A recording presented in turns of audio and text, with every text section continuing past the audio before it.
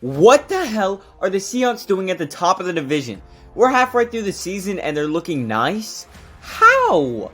I mean, you'd think when a franchise loses a star like Russell Wilson in the offseason, they'd be tanking the year after with no chance of happiness for a long while. And then, Geno Smith just shows up and becomes the coolest player in the league? They wrote me off. I ain't right back though. Bars! Straight bars! Okay? Not gonna lie, Drake's gotta get Geno on a verse or something, cause it wasn't her loss, it was their loss. Anyway, Geno just decided to show up and show out this year, after basically floating around the league as a backup for the last decade. Guys burst onto the scene hard. Proof of this isn't even hard to find. I mean, the man has the best QBR of his career so far, and you kind of see glimpses of this version of Geno when he was much younger, back in his New York Jets days. Because he didn't go to no top school like West Virginia or get drafted in the second round for no reason. Dude has talent. And this resurgence in his career honestly goes to show that being in the right situation matters. It matters a lot. Now, one man who did see the success coming from the QB was Pete Carroll, who gave Geno some very high praise in the offseason. But I didn't think he was being genuine, you know? Honestly, just thought he was kind of capping to boost team morale. But damn, was I dead wrong.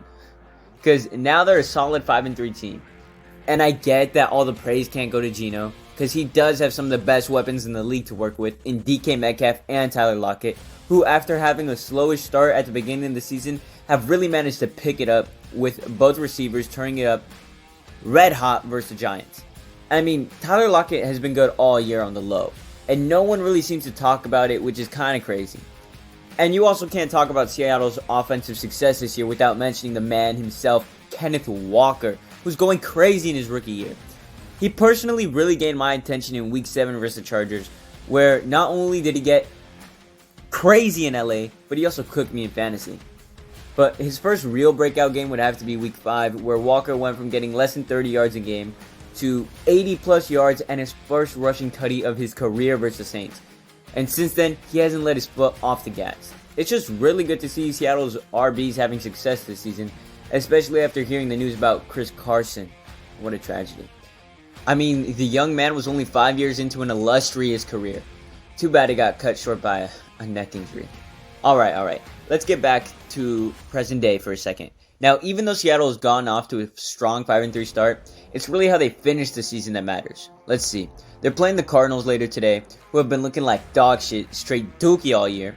Plus, Seattle literally beat their asses like 3 weeks ago, where Jason Myers put on a show, going 5 for 5 in field goal attempts, essentially beating the Cardinals single-handedly.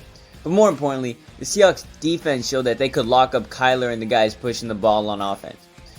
But this time, there's one key difference in this game, being DeAndre Hopkins, since he had been suspended for PEDs when they played each other Week 6. Still doesn't change my mind about the outcome of this game though. Definitely have Seattle taking a dub this week.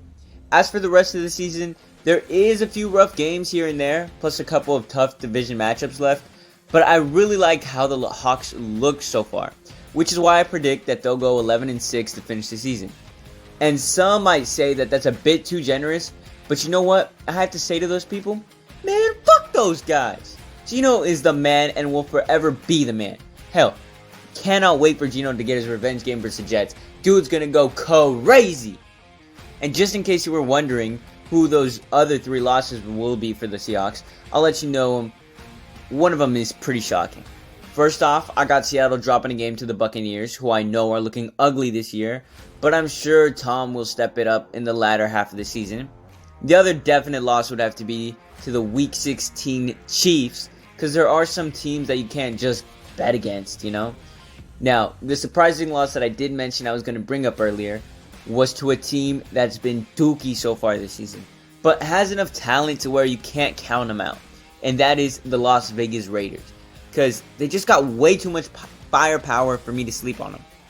Alright. That's it for the video. Love talking about an underdog story, and that's exactly what this is. Wish the Hawks the best of luck. Deuces. Ah, shit. Almost forgot to mention, how's Russell Wilson doing in Denver? You know what I'm saying? Not looking too good right now, that's for sure. I mean, they're not 5-3, you know what I'm saying? Alright. Broncos country, let's ride. Out of the playoffs. Deuces.